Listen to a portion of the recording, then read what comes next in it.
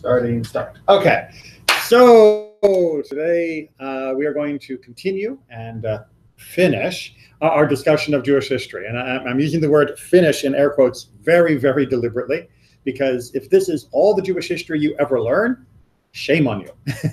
There is so much more to know, so much more to learn, and so much more that you need to know to get the fullness of Judaism and to get the most out of it.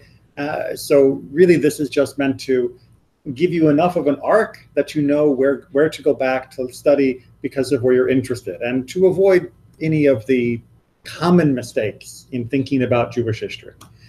Because what often happens is sometime after Rome Part 2 that we've got up here, sometime after the Bar Kokhba revolt, we almost feel like Jewish history stops. And that's not because the events that affect Jews stop, but it's because the writing of Jewish history stops. We have the last great Jewish historical book written by Josephus after the Great War with Rome. That was in 70 CE. And after he writes his book, he also writes a book called The Antiquities, which is his attempt to do an entire historical survey of the Jewish people's history. Very much worth reading, not 100% accurate, but still very impressive of what he tried to do and what he tried to teach for the time period he lived in. And it gives us a lot of insights of what Jews felt like back in that first century CE. But after him, we get snippets in rabbinic texts, but somebody writing history as history disappears. It simply disappears from Jewish literature. And that means when we're reading classic Jewish books, we finish maybe with Josephus. There are a lot of people who don't even read him, or maybe, you know, with Chronicles, and then we're done. That's it for the last history, and then we're just waiting for Mashiach. We're just waiting for the Messiah. And everything's kind of like an airplane in a holding pattern over the airport, just waiting to land, waiting to land. Everything that happens in the meantime doesn't really matter, and that's not true. Everything that happened in the meantime matters incredibly. And so that's what we're going to cover. Good?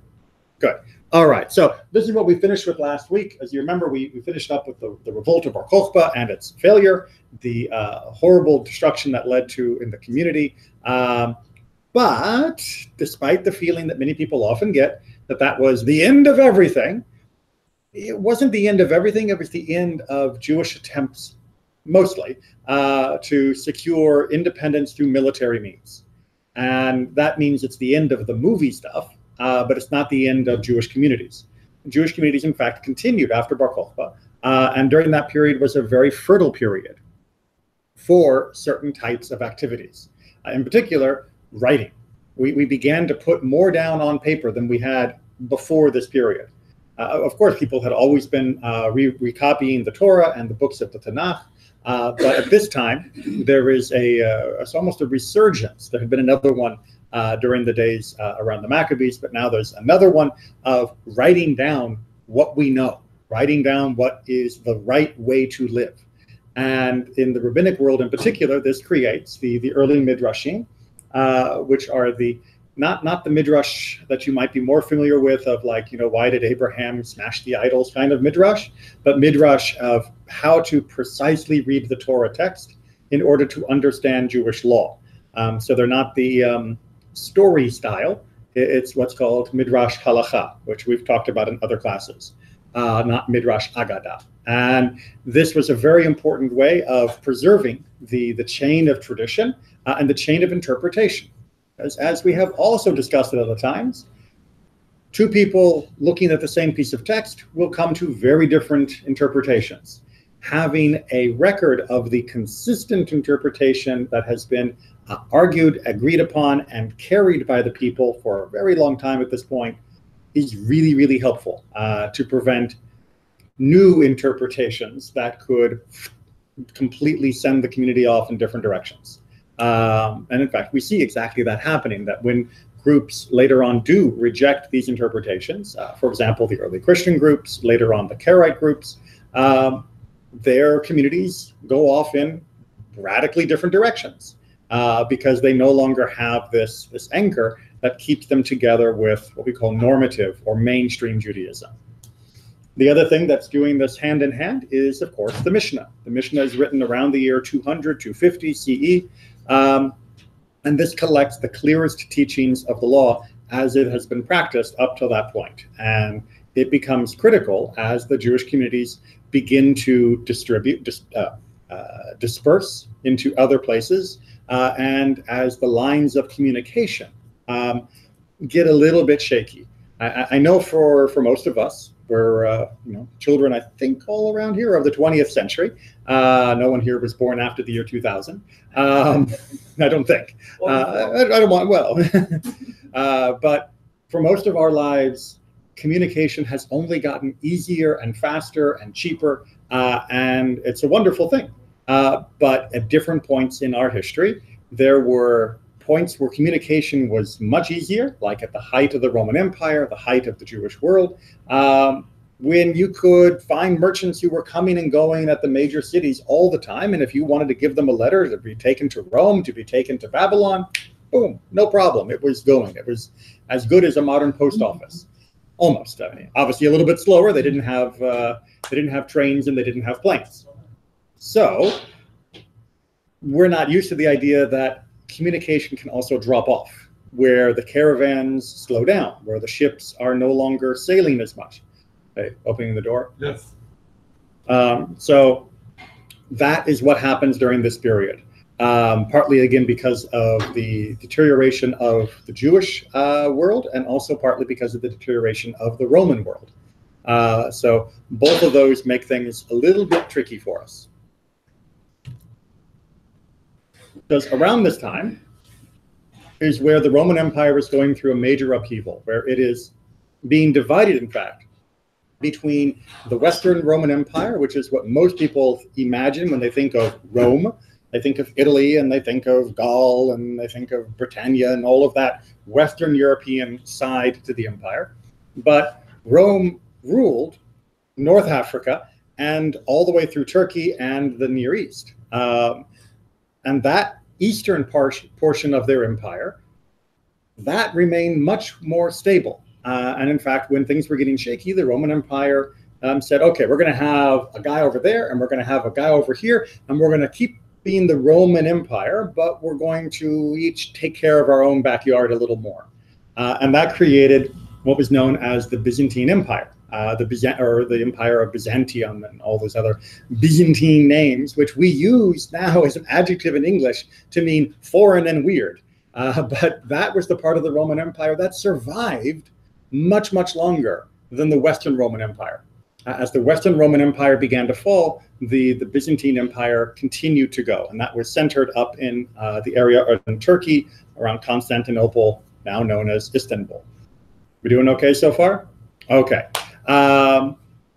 During that time period, the Jews that were living in Israel, there were a couple of glimmers when it looked like we might be getting a more friendly emperor, and then the glimmer would go away and things would go back. So there were even some attempts to almost start to rebuild the temple during this time period. But, pardon the pun, it never really got off the ground. It couldn't quite hold the political stability long enough to do. So there were times when they let us live in Jerusalem. There were times when they kicked us back out of Jerusalem. And that sort of went back and forth. But Jewishly, during this time period in the land of Israel, the Jews are continuing to take the Midrashim and the Mishnah that we just talked about, and they are analyzing it and discussing it and debating it, and they're applying it to new situations that are coming up. And as they record those debates, and as they refine them and edit them down to be study notes, they are creating what we now know as the Jerusalem Talmud. The Yerushalmi is the Hebrew word. Sometimes you'll see it written as the Palestinian Talmud, because the area was known as Palestina, because that's what the Romans had renamed it. So that's the other name that you'll often hear it called by. But in Jewish circles, in Hebrew, it's usually referred to as Yerushalmi. Good? Okay. So Palestine was to give it to us from our enemy, the Philistines. Yeah, it was definitely a flick in the face. It was also meant to prevent us from revolting again. Because, by really saying, no, guys, we are no longer ever going to let you have an association with this land. You're not even going to have an official Roman ethnic spot. Because what the Romans often did was they would allow ethnicities to have standing within their region. And then they would have a particular ruler that was appointed by the Romans who represented that ethnicity.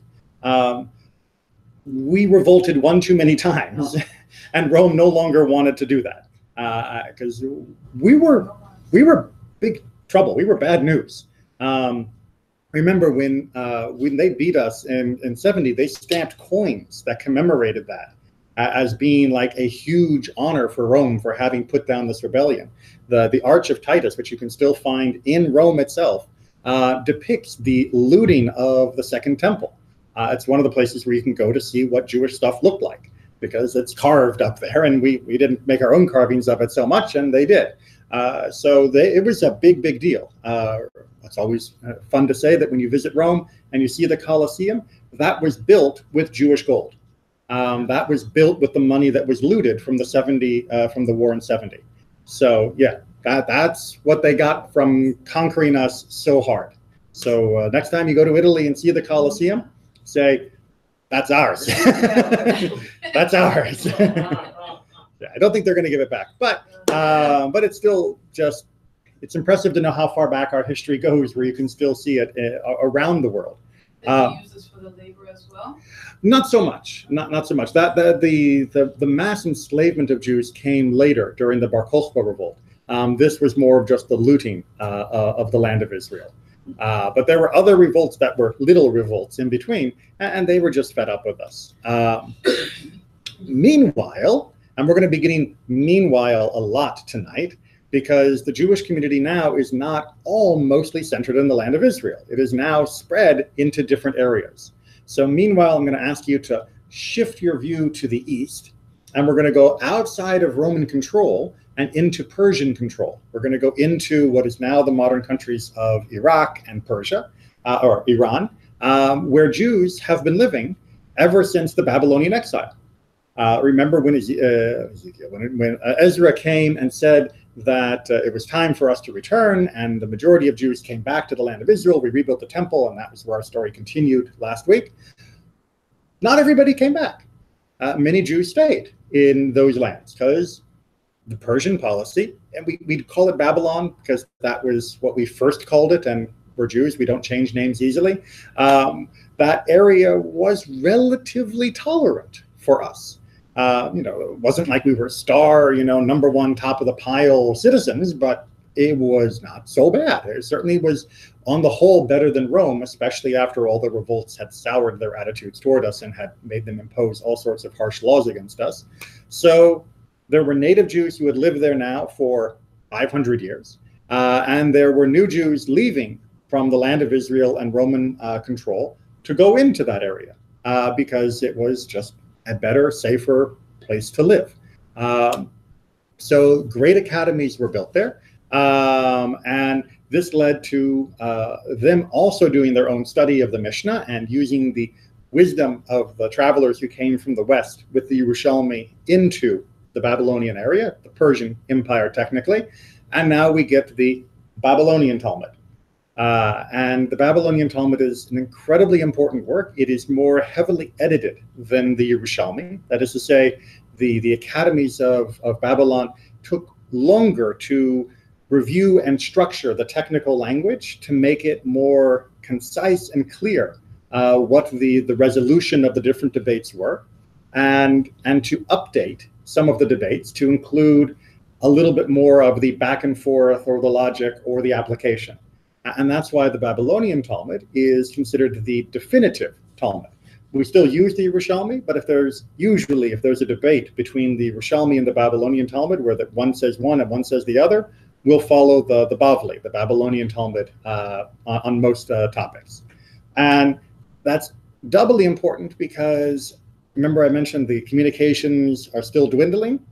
The Babylonian Talmud is, by very deliberate efforts, published to the whole Jewish world. That is to say, people are sent out with copies of this to all of the Jewish communities around the world at this time, which are all the way into Europe and all the way throughout Persia. in order that everyone will have a record of this analysis. And as we talked way back at the beginning, the Babylonian Talmud was especially good at teaching you how to think. And this is one of the linchpins that allowed Jewish communities that were going to become more and more disconnected to still remain connected in how they actually lived their Jewish life. Near the end of this period, we get a group of people known as the Gaonim. These are the leaders of that community that come after the Talmud has been finished. And they are the main authorities for world Judaism. They get letters all the time. The earliest copies of the Siddur come from these people. The earliest copies of philosophy and analysis come from these people. And this really sets up the stage for what will become the trend over the next 1,000 years, which is if there's a question that's too hard for you in your town, you ask the rabbi at the bigger town. And if he doesn't understand, he'll ask the greatest rabbi he can find. And at this time, the Gaonim were the greatest rabbis anyone could find. But that's going to shift as the lines of communication continue to falter and fall. All right, how are we doing? Not so bad. Meanwhile, back on the West, right? Back to Europe. Jews had already gone to Europe during the Roman period. Early in the Roman period, before things got so terrible. There were already active and thriving Jewish communities living in Rome before the revolt of 70, and there were already Jewish communities that had made their way up into southern France and Germany and those sorts of things, just as Rome was beginning to lose control. But as those communities begin to stabilize, more Jews are now moving in to those spots. So Italy and the south of France and Germany become very important centers of Jewish learning and Jewish culture and Jewish life. The Jews live in towns among their non-Jewish neighbors. And everyone calls this period the Dark Ages because it's after Rome has fallen and it's supposed to be so bad and all of that. By the way, you know the people who invented the term the Dark Ages? No. The people in the Renaissance in Italy who wanted to say things got bad after Rome, but now it's better again. So they wanted to make it sound like everything before them, between Rome and them, had been terrible. And they were the ones that were great, which wasn't true. The time in between the fall of Rome-ish and the beginning of the Renaissance was not all dark and horrible. And especially it wasn't all dark and horrible for us. Ironically, during the Dark Ages, because of the feudal system, we had some benefits and some negative aspects of that. So some of the benefits were we weren't serfs, right? We weren't slaves to a knight. We weren't slaves to a lord that were forced to work the land and not allowed to move and all of those sorts of things. Because we couldn't swear by Jesus that we were going to be part of the system. That didn't work. They wouldn't trust our oath and we wouldn't take that oath. That gave us some flexibility. That gave us some freedom. In fact, what it usually meant is that we were under the protection of whoever the local lord or duke or king was. And rather than being under protection of some little knight at the bottom of the pile. And that gave us a little bit more protection than we might otherwise have had. But in many places, because we weren't able to be serfs, because we weren't able to be part of the feudal power system, we couldn't own land. And that meant we were forced to have other types of occupations. People might be wool makers, spinners and weavers. People might be goldsmiths, silversmiths. People might be involved in trade. International trade in particular was very important to the Jewish community because the Jews had contacts all over the world. And that meant that as Rome went down, and no one else could easily move goods from all the way off in Babylon to France, we could. Now, there weren't a lot of us, so it wasn't like we were just, doing it all, but we could make a pretty good living for our communities because a Jew from France could make a deal with a Jew in Italy who could make a deal with a Jew in Greece who could make a deal with a Jew in Egypt. They spoke the same language. And they spoke the same language, they swore the same oaths, and they trusted each other implicitly to be bound by that community. In fact, one of the earliest examples of paper money grows up during this time. because Jews could send notes of promise, pardon me, that would be exchanged, right? So if I promise that I'm going to give you 500 yards of wool, and you've got a note from me signed that says 500 yards of wool is coming to you next year, you could sell that note to him for some wine. And you're trading the note as currency, as money. And you're buying something now for the promise that I'll take my wool and give it to you instead.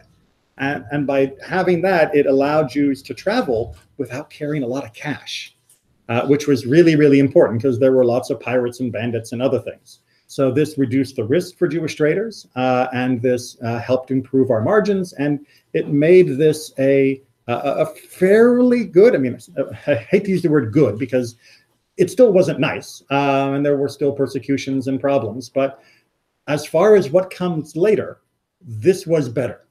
As European history gets better, they treat us worse. So the early times were actually better for us than later. In fact, when Charlemagne, the Holy Roman Emperor, when he was trying to bind together a huge part of Central Europe, he invited Jews into his empire and specifically encouraged us to come and settle in his territories because he believed we would be helpful to the growing economy of his place. And his son continued that practice as well. So there was a time when they loved us. Love is strong. There was a time when things were better. Okay.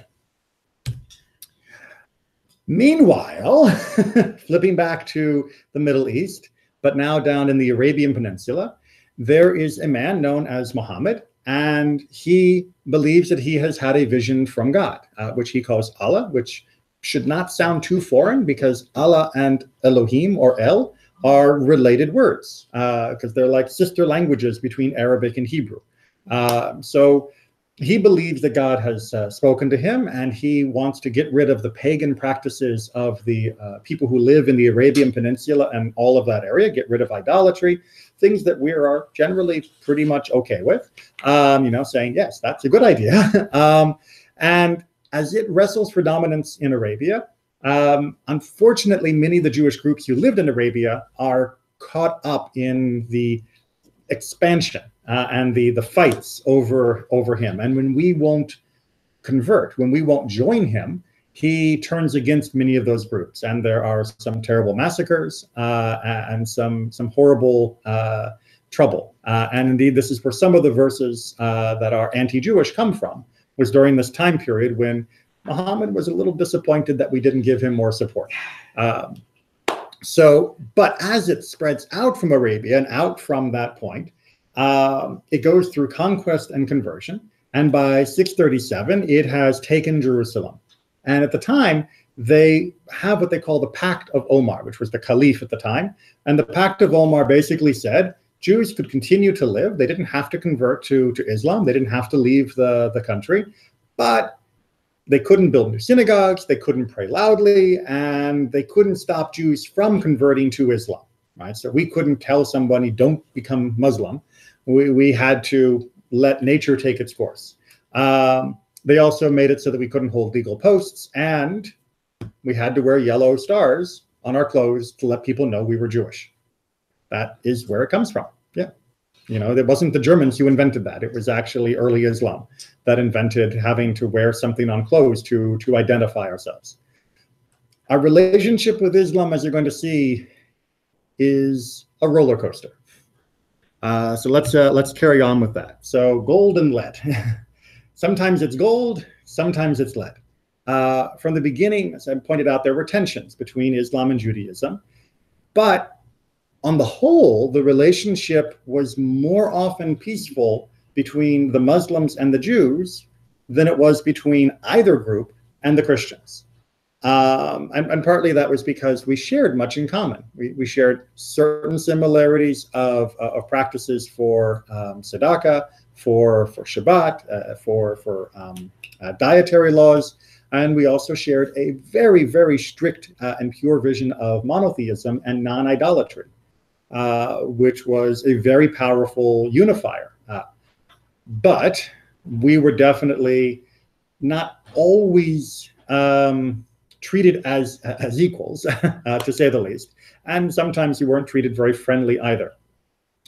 In the years that followed the initial expansion of Islam, which happened very, very quickly, partly because the local people in those countries were generally happy when Islam took over, because it was usually a more tolerant and liberal kind of religion than what they were replacing, which kind of tells you what used to be there. And so that made it easier for them to spread. And once that spreading had settled down, there was actually sort of a calm period where they allowed Jews much more freedom. And as they became more advanced in rational thought and logic and philosophy and science and medicine, Jewish communities were able to thrive at the same time. And this was a time when you have great poets, great Jewish scientists, great Jewish philosophers, and very, very prosperous and happy communities throughout many different parts of the Muslim empire. And this is often called the Golden Age. And on the whole, it was gold, but depending upon who your local ruler was, things could switch back and forth. So if a different Muslim group conquered your territory and took it away from another Muslim group, all of a sudden the new guy might say, Jews aren't allowed to do this anymore. Or someone else might conquer them and say, Jews can do it again. And so we got used to this sort of back and forth happening off and on. As we were talking about in another class concerning Maimonides, Rambam, he had been born in Spain, but when Spain was taken over by a group that was more fundamentalist-ish, didn't really mean the same thing then as it does now, his family decided it was better not to be in Spain anymore. And so he moved across to Fez in Morocco. And that was normal to have to move sometimes. But on the whole, it was generally a better set of circumstances during this time period. Because back in Europe, again, we're flipping back, and these time periods are all overlapping. We have the beginning of what is known as the Crusades. The Crusades were an attempt by the Catholic Church to organize mass armies to go to Israel, well, Jerusalem, the Holy Land, and take it away from the Muslims, which they did for a while. But while the Crusades were beginning to go, the call went out in 1095. The first Crusade was launched in 1096. Tens of thousands of Jews were killed. There was a feeling among many of the crusaders, among the soldiers and the generals and leaders and kings and knights and all of these people, that if they were going to Jerusalem to kill the infidel, to kill the non-Christians, shouldn't they start by also killing the non-Christians at home, meaning the Jews? And they did. Now, some communities did protect their Jews from these attacks, but many did not. And the whole practice of Yizkor, which we've, I think, talked about a little bit, which is the memorial service we do for the three main holidays and Yom Kippur, began at this time. There were so many people killed that we needed a new way to be able to remember them because of this mass destruction that had happened. And this was a devastating change in our life in Europe. The Crusades for Europe opened their eyes to the broad world. In fact, there are many people who argue the Crusades began because the Europeans wanted to control the trade routes that went through the Middle East, and that they were going there for the money. But whether that was what they were doing or not, once it happened, all of a sudden you're getting spices and you're getting silk and you're getting all sorts of dyes and other things that you didn't used to get as much of before. And this is making Europe much more interested in the rest of the world and also feeling entitled. This is sort of the beginning of the ideas of feeling superior to the rest of the world as a European feeling. And that distrust of outsiders, that feeling of superiority over them, is going to lead to some big problems for us and for the rest of the world. And the Crusades is really that watershed moment where everything begins to change within European culture. Another thing that happens during this time, I think I wrote it up here, is the militant piety. religion and holiness gets a much higher intensity in Europe at this time. They start really pushing religion as being the big idea. And I mean, they were Christian before, but now the common people are really getting caught up in these sorts of ideas, which is going to lead to their own wars in a little bit when we get the Protestant Reformation, and then the wars between the Catholics and the Protestants, which are going to devastate Europe for 100 years. But we're on the receiving end as they warm up. Before they fight each other, they kill a bunch of us. Also, because they are now spreading out, controlling other parts of the world, those few Jewish advantages that we had of having the trade connections around the world, those are disappearing. Because now the people of Venice, the people of Rome, the people of France and of Germany, they can do that for themselves. They don't need Jewish merchants to make that happen, because there are now European kingdoms in the far side of the Mediterranean, and they can run that without us. And there are more of them than there are Jews, which means they're more profitable and they can basically run us out of business. And that's partly what happens, which is what's leading to the expulsions and ghettos phenomenon. So rising nationalism, this belief that the nation is the most important thing, and xenophobia, when they hate people that are outside or different than them, and this religious fervor, which, as I said, is going to lead to their own wars pretty soon, together with their economic interests, they are going to make many of the towns and cities and countries change their attitudes back and forth about Jews. And so you're going to see more and more expulsions where Jews are going to be kicked out. So, for example, England in the 1200s will kick out all their Jews. The entire island of England is emptied of Jews in the 1200s. And they don't come back until Oliver Cromwell in the 1600s, when he invites them back in. So for almost 400 years, there were no Jews in England, at least officially. And other countries and cities do the same. Now, many of these countries kick them out, and then they invite us back in a year or two later because they find that we're still helpful. But this process of back and forth is taking its toll on the communities. This is sucking the wealth from our community. It is taking the life. It is disrupting our ability to build academies and schools. So the communities in Europe are having a hard time. At the same time, they are also forming ghettos. Ghettos are walled neighborhoods where they say Jews can only live here. You're not allowed to leave. And for many of them, they even make rules that at night they will lock the gates and the Jews will be stuck in the ghettos. Now, if you have a family and you have, let's say, 4 kids and you live in a house, that's okay. And now your kids grow up and they have 4 kids each. We've now got maybe, let's say, 16 kids that can grow to adulthood. Where do they live? And where do their children live? Your grandchildren and your great-grandchildren. When there are walls all around your neighborhood, you've got nowhere else to build. So the ghettos became very crowded. The ghettos built up rather than out. And this was a really difficult time for the Jewish community. It isolated us. It cut us off in many ways from the outside world.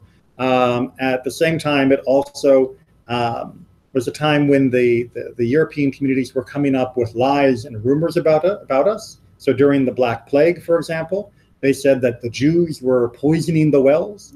They would often blame us for the death of Christian children, saying that we were using their blood for matzah and horrible things like that. This is all starting during this time period. Now, many Jews will leave Western Europe and move into Eastern Europe because for a while, Eastern Europe and then Poland are friendlier and more welcoming. And that's why if you meet Jewish people and many of them say, oh, my family's from Poland and my family's from Russia, that's because Western Europe got so bad that the majority of Jews went east and then got stuck because eventually there was no more east to go. And those countries were also having this rising nationalism, which we will talk about more. Okay. But meanwhile, back in the Middle East and North Africa, Islamic science and culture really peaked in the 12th and 13th centuries. This was the height of their advancements and their contribution to world civilization, which was incredible. You know, bringing to the West the concept of the zero, bringing to the West the concept of algebra, of preserving Aristotle and Plato and philosophy. They had incredible, incredible contributions. But following the Mongol invasion, remember the Mongols? They're fun guys out there. And also because of continued pressure from Europe, because there was more than one crusade. There were like 4 of them. They begin to have a more conservative and more inward direction. The openness that they had, which wasn't always perfect, as I said, but was still more or less open, begins to become more and more closed. Its communities begin to go into sort of an intellectual stalemate. They're not really exploring new ideas. They're not really investigating new ideas.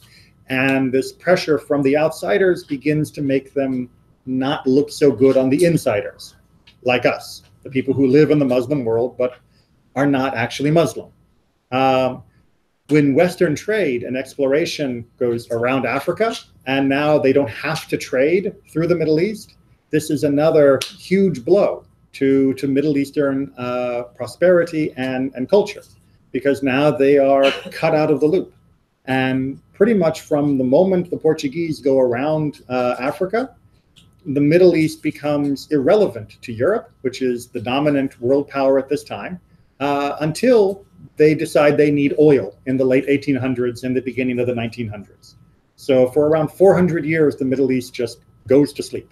As far as world culture and advancement. Now, obviously, things were still happening there. Obviously, cultures were still advancing and things were still going on, but not at the same speed that they were before, and definitely not at the speed that they are now happening in Europe. As we're going to see, Europe is about to explode with new ideas. And the Middle Eastern communities, including the Jewish communities, are not going to be part of that explosion. And the Jewish communities who are native all the way through this period to the Middle East are called Mizrahi Jews. And they have their own unique take on a lot of cultural things in Judaism. They are going to get joined, however. The Spanish expulsion, not expulsion, the Spanish expulsion, pardon my typo. The L should be over after the U. The Spanish expulsion in 1492, Ferdinand and Isabella of Spain, having retaken Spain from the Muslims, pushed the Muslims back into Morocco, they decree, after having already done other things, but at this point they finally decree that all Jews have to get out or become Christian. That's it. No other choices. So everybody remembers 1492 because of Columbus. We remember 1492 because of this. And because so many previous rulers, remember we were talking about, so many of the other rulers before had said, get out and then come back, and get out and then come back, or convert and then they stopped checking. A lot of Jews stayed and said, okay, we'll just, we'll pretend to be Christian and whatever. And in 5 years, they'll stop this and then we'll be fine again. And in private, we'll still be Jewish. We'll still marry Jewish families and we'll still read Torah. And we'll just publicly, sure, we'll go to church on Sunday, but yeah, we'll just wait for this to be over. It took 500 years before it was officially over. The Spanish really meant it this time. And in fact, they created something called the Inquisition, which was a special part of the church that would investigate, hunt down, and murder people that they found that were not practicing Christianity. And because the Jews had said, oh yeah, we're Christian when they stayed, if they were still practicing Judaism, they were considered evil Christians, and then they would kill us. They weren't considered to be good Jews. 500 years? That's all the way until 1992. Yes. That's when they finally apologized. The office of the Inquisition was stopped in the middle of the 20th century. I forget exactly which year. Yeah. Yeah. Very, very famous story. Bit of aside. in the early 80s, there was a gentleman called Stanley Hortus in New Mexico who was doing research on, because he was an official in the government, on the different communities of New Mexico, because New Mexico has such a huge history in America. I know people don't think of it because of the 13 colonies, but it was there before they had the other colonies. And people would come to his office and they would turn in their neighbors for being secret Jews in the 80s. So there were still people alive in the 80s who thought that you should tell the government if you thought somebody was Jewish if they were your neighbor, because that's what the Inquisition wanted, was for people to turn in their neighbors. So yeah, the Inquisition as a real thing was alive and well all the way up into the 20th century. It could make people's lives very uncomfortable. They weren't burning people at the stake anymore. They weren't torturing people anymore in the 20th century, but they were still causing lots of problems. In the 19th, they were still... In the 19th century, they still, in the 1800s, they still had much more power. Yeah. So people would light their Shabbat candles in the basement privately, so no. And then their neighbor would come and say, you know, such and such light candles on Friday. Therefore, they're not. Yeah. And he said this person came in and, like, you know, looked around and leaned across the desk and whispered this information on the neighbor. It's like, what's going on? It's like the 20th century. But then he realized that this was something that, because the Inquisition followed the Jews who moved to the New World, because a lot of Jews, most of them, went to North Africa, to the Middle East, to Turkey and Greece. But some went to Israel, which still wasn't a great place to live at the time. It was quite a neglected piece of territory. Some went to Holland, especially Amsterdam, and others went to the New World, to Brazil, to Central America, to Mexico, and some to the United States eventually. Yeah, and the Caribbean as well. So now some of them did it openly, and then eventually they caught up, and you're not allowed to be Jewish here either. Some converted secretly, but moved to the New World because it was easier to avoid the Inquisition if you were in the New World than if you were living in the middle of Madrid. And in fact, that's what my family did for my own family history, but that's a whole nother class. So I'll get my mother to do the whole family genealogy sometime, because she's got the story down much better than me. But the Jews who went from this time east into the Middle Eastern countries, they are what are now called Sephardic Jews, which means basically Spanish Jews. So if you've ever wondered why is somebody from Turkey called a Spanish Jew, it's because of this.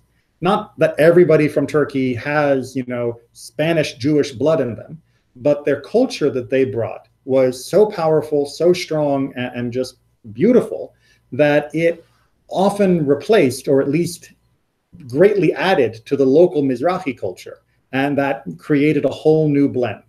It was during this time period as well that some of the Jews who went to the land of Israel began to create what is now the more formal system of Kabbalah. Mysticism, of course, had already existed long before this, but many of the great Kabbalistic books were being written after the expulsion, many of whom by Jews or by Jewish or in Jewish communities that had really been kickstarted after the expulsion. So this becomes a very important moment for Jewish history. How we doing? I got 10 minutes left to go 500 years. Okay, that's okay. The last few slides actually are easier because you guys are a little more familiar with the time period. The Enlightenment, great term. The Enlightenment is the term that is used to describe the period in Europe when they began to change their way of looking at the world and the way they looked at society and the way they looked at science and basically the way they looked at everything. And what had happened was there was a new ways of thinking that had a lot of different impacts. So one thing that became the common idea was that countries should be organized around identity, not specific kings. Right? It used to be that you were French because your king was the French king. It didn't matter what you were, right? You could be Jewish, you could be Catholic, you could be Protestant. If your king who ruled that territory was French, you're French. That begins to change in the minds of people in the 1700s, 1800s, and then really in the 1900s, it gets poisonous. because it begins to be shaped around identity. And now some of that we think is actually pretty good, right? That's why we're Americans and we don't have a king, right? Our allegiance is to our country and to each other. Our allegiance is not to a particular king sitting on a throne. When we swear an oath in this country, we don't swear an oath to our president. We swear an oath to the Constitution, that we will protect it because it is we the people. It is all of us. We're going to see there are some negative sides to that for if you're Jewish, as they struggle to work out the identity piece. The other thing they came up with was the idea that human beings had inherent dignity. I know, shocking, right? It's like other human beings matter. Now, initially, other human beings meant other white men. But over time, they expand that to other men, other white women, other women of color. They eventually begin to expand that, sort of, but it's still very limited at the very beginning. But it's the start. It's how we end up having our own country and having the idea of democracy and all of those things. And part of that, if people have dignity, is also then that an individual actually has rights that need to be protected. So the government can't just do whatever it feels like. And in the 1800s in particular, there are massive revolutions and fights and counterfights trying to get more freedoms for the individual, that the government shouldn't be able to tell you what you can say. The government shouldn't be able to tell you how you pray. The government shouldn't be able to tell you who you can marry and where you can live and all those. There are many, many fights that happen to try and get those rights all the way through the 1800s as people begin to do them. People also in the scientific revolution, which is also covering social life, not just like science, chemistry. It's also about government, at least people think it is, are thinking, if we use logic, if we use reason, if we use critical thinking, we should be able to solve all problems, right? All the world's problems are just because we're not thinking carefully enough. If you can do the research, do the math, and figure out the answer, everything should be able to be made okay. That's a very big part of the 1800s. And that gives them a great deal of confidence that they can fix every problem. And they do fix lots of problems. I mean, this is where modern medicine begins to be born. So rather than bleeding people or sticking leeches on them or rubbing them with urine, they're actually doing research and microscopes and finding out what's really causing these illnesses. And maybe we should clean the bad water and then people won't get sick. And this is what's creating the revolutions that we now enjoy, being all the way up to having computers and webcams. So there's massive change that happens here. And part of that critical thinking is based on the idea that proof was more important than authority. Right? Prior to Enlightenment, if you wanted to know whether something was true or not true, you asked whoever was the authority. Right? So you'd go ask your priest, you'd go ask your rabbi, you'd go ask the king, and the king would tell you what was true. And that was it. And if the king said, this is true, you didn't argue. Or if you did argue, the king might make your life uncomfortable. During the Enlightenment, this gets changed, which turns and says, I don't care who you are, show me your proof, right? If you think that, that mice are born out of old rags, people really believe that, then prove it. Don't just tell me that's what you think that the philosophers of the Middle Ages wrote, and so they must be true. Show me it happen. Explain to me how it happens. And of course, it doesn't happen. And so now we know that mice actually have babies. What a surprise.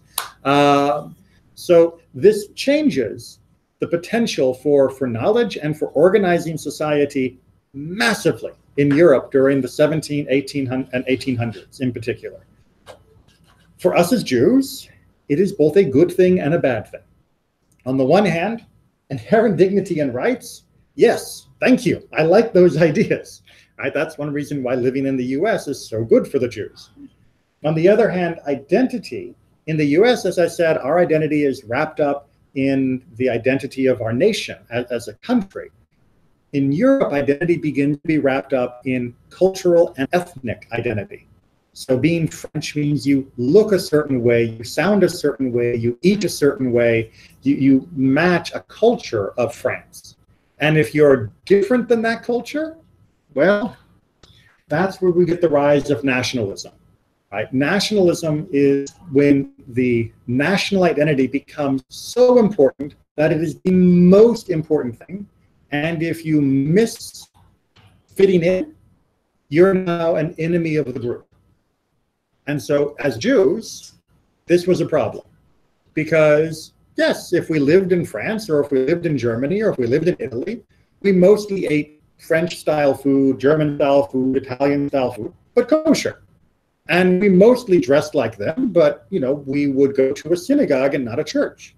And we might also speak Yiddish. And those things that were different about us began to become problems. This is where the Jewish question comes in. Do Jews really belong in France, or are they foreigners living among us? So this became a major problem in Europe. And the Jews had to come up with answers. So there were many people who said, all right, go ahead and accept the Jews. Let the Jews continue to live here. Let them be French, but they have to stop acting like they're also part of a group called the Jews. They need to give up their ethnic identity and only be French. They can still pray in Hebrew. They can still go to synagogue, but they need to talk French, sound French, eat French, dress French, and above all, support France. Not Jews who live in Germany, not Jews who live in Italy. They need to be French first.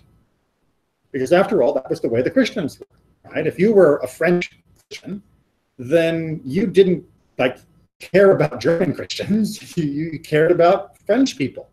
And that's what they wanted the Jews to do. And there was a group at the very beginning, and by the way, this has changed a lot, so don't think this is the modern Reform group. But Reform Judaism began by saying, okay, in the very beginning, the Reform movement said, we will no longer talk about going back to Israel. We'll no longer talk about the Jews being gathered from the diaspora, from the dispersion around the world. We'll no longer talk about the Messiah. We'll no longer talk about having our own. We will just be French, and we will be German, and we will be French and German first, who happen to also be Jewish. And we'll have our services Sunday morning. Some of them did, yeah. So some of them moved to Sunday. Some of them did all their services in French or German rather than Hebrew. But the main idea behind the original Reform was to try and take them up this bargain, right? Which was, you can live here in peace, we thought, if you just give up your belief that you're part of a group that goes across other borders. And the Reform movement was the first group who answered that question. Many Jews, when they saw what the Reform group was doing, went, whoa, no, as we talked about before. They said, that's way too far, you're giving up too much, and we need to make new rules to prevent people from changing so that that kind of thing doesn't happen. That became the Orthodox, right? That became the Orthodox. And there were others who said, you know what? I think we could live in peace in Europe, but I don't think the Europeans will let us. So maybe we need to leave. Some of those people went to America, but a large number of them said, if it's all about a country fitting the identity of an ethnic group, maybe we should have our own country. Anybody heard of Israel? Right? Early Zionism began because we were feeling this pressure by the Europeans that we had to give up our identity to be part of them. And we said, we're going to keep our identity and we're going to move somewhere else where we will have our identity freely and openly and securely, not just because you tolerate us. And that became the move to found the State of Israel, which obviously has done much more since then. But that was the idea behind many of the earliest people who were supporting the idea that Jews should really have a country of their own. Okay, so we're going to finish. So now we have a modern world, right? And we saw the worst of nationalism in Germany when Germany overall, Deutschland über alles became the idea of the Uberman, the Superman that would dominate the world and would kill Jews first and foremost. We also saw the peak of Zionism, which succeeded. A miracle of founding a country where, as you've now seen, for 2,000 years, we did not have an independent Jewish state. We have also seen large-scale assimilation. We have seen so many Jews just disappear into the modern world. They don't become Christian or anything else. They just stop being part of the Jewish world. We have also seen enormous growth in Jewish learning in all communities. By some estimates, there are more Jews studying now than have ever studied in history, right? Because we have more schools across all the denominations that are creating more knowledgeable Jews than ever before. And we have more tools. It's easy to fill a library like this. It's easy to fill a computer. We have also seen some Jews become more isolationist than ever and close themselves off with more and more rigid rules than ever existed before in the most extreme varieties of orthodoxy. We have also seen the conservative movement try to recapture the organic belief of tradition and modernity working together.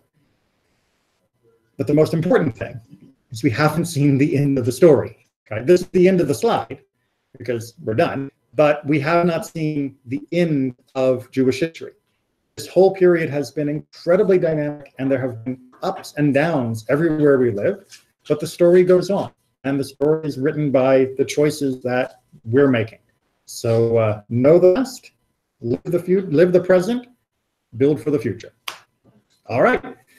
And we have class next week. We do not have class the following week because that's the night before Pesach, and you should all be busy. At the very least, doing Bedikat Chametz, the search for the Chametz.